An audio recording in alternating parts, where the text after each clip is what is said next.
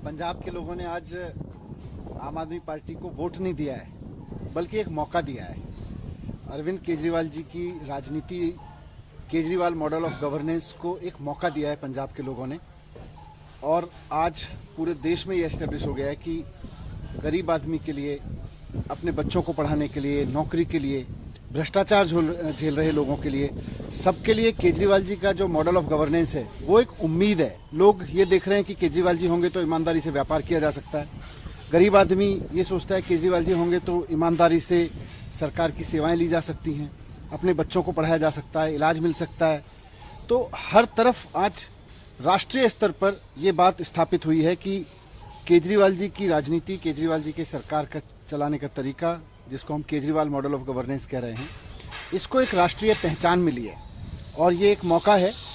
आज पूरे देश में सब लोग इस उम्मीद से देख रहे हैं कि शिक्षा की राजनीति, स्वास्थ्य की राजनीति, रोजगार की राजनीति, ईमानदारी की राजनीति, जो बाबा साहब का सपना था, जो भगत सिंह जी का सपना था, जो देश वो देखना चाहते थे जिस तरह का, आज केजरीवाल जी उसको साकार करके दिखा रहे हैं।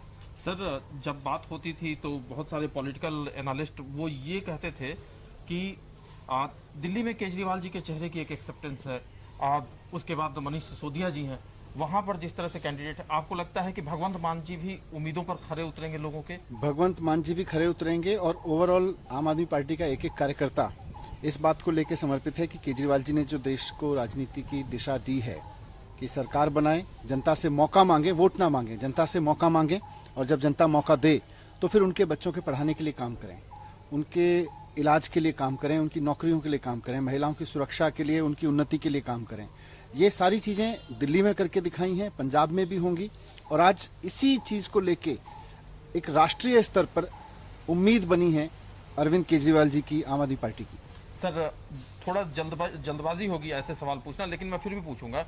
दिल्ली, अब पंजाब में लगभग सरकार बननी तय है, ये रास्ता अब धीरे धीरे कहां तक जाएगा?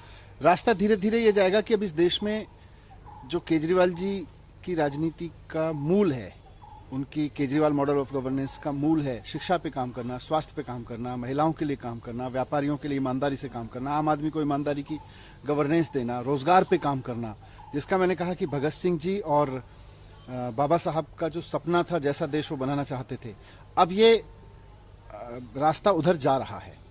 आज देश के हर युवा को उम्मीद है कि उसकी रोजगार की व्यवस्था हो, उसके बच्चों की शिक्षा की व्यवस्था हो, उसके घर में कोई बीमार पड़े तो इलाज की व्यवस्था हो, वो सरकार से कोई काम कराना चाहे तो ईमानदारी से, उसे रिश्वत ना देनी पड़े, उसे दलाली ना देनी पड़े। तो ये सारी चीजों पर आज केजरीवाल जी की राजनीति खड़ी है। और केजरीवाल जी का model of governance, Kejriwal model of governance Delhi में भी सक्सेसफुल हुआ, जनता के फायदे में हुआ। पंजाब में भी लोगों ने मौका दिया है, वहां भी आम आदमी का फायदा होगा। वो आम आदमी पार्टी की जीत नहीं है, आम आदमी की जीत है, उसकी जिंदगी की जीत है। सर, एक आखिरी सवाल है सर मेरा।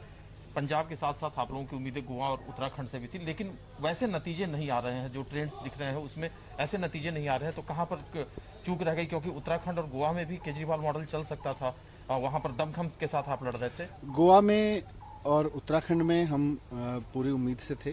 उत्तर प्रदेश में भी हमने अपने कैंडिडेट उतारे थे, हमने अपने आप को प्रस्तुत किया था, लेकिन कहीं ना कहीं जो पूरा फोकस रहा वो पंजाब पे रहा, और उसकी वजह से पंजाब में आज विश्वास हुआ लोगों को।